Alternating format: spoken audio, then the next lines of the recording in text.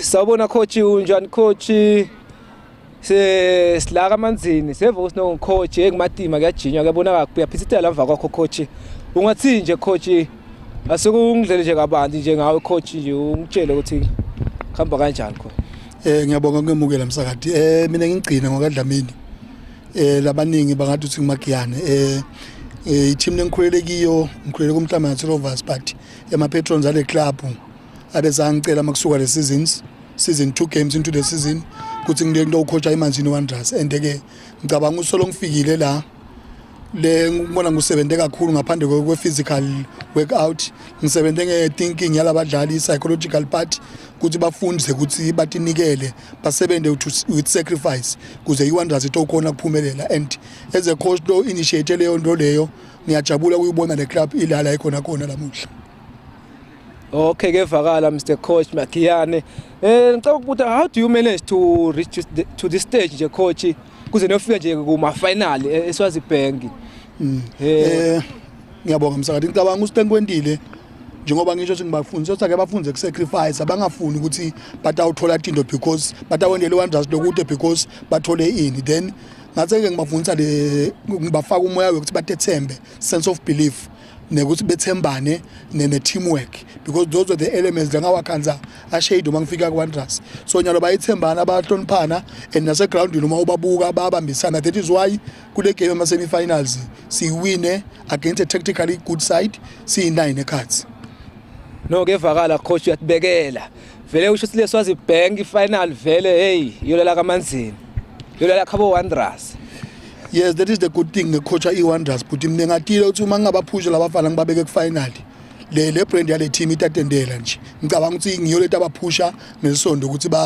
bathole a positive result because I team vele sonke bezidlala against yona lebe siyade ukuthi I team ye success.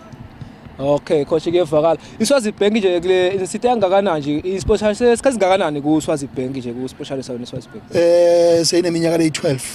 isponsoring angikhona ukuyichaza ukuthi i-tournament le kanjani because lonke liswadi liba hyped up even if uya kuma regions uma isuka ileague kuma regions bo Super League wonke umuntu uthandazela iSwazibank so yona kusho ukuthi immediate kusuka ileague anywhere either ku Super League noma ku Premier League liphupho liba ku Swazibank so ine hype learning and ngiyafisa ukuthi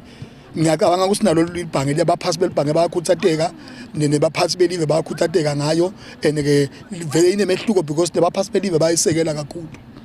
iWanderers iseseka kuSwazibank nje isengake yayithatha msakadi igcine nga 2009 yadliwa kuma final. Okay yes no siyabonga kakhulu coach Makiyane sibonga kakhulu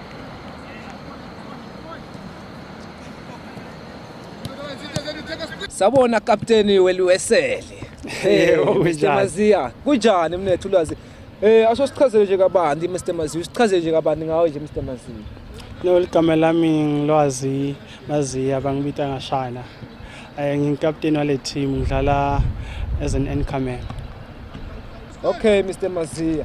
usitshele nje how do you manage ukuthi nize nifike la kuma finals niLuwesele yini umdladlelo kwawufaka nje lo ufakile wabona ukuthi no hayi simaWesele siyasebenza.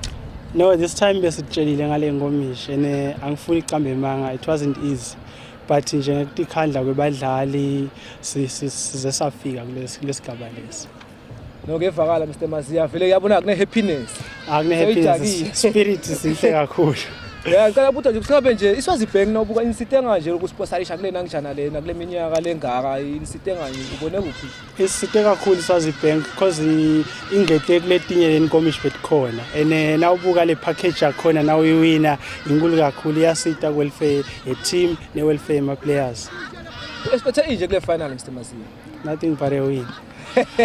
We have to win. Sibonga kakhulu Mr Maziya kwambisana sibonga kakhulu. No siyabonga kuboka thina.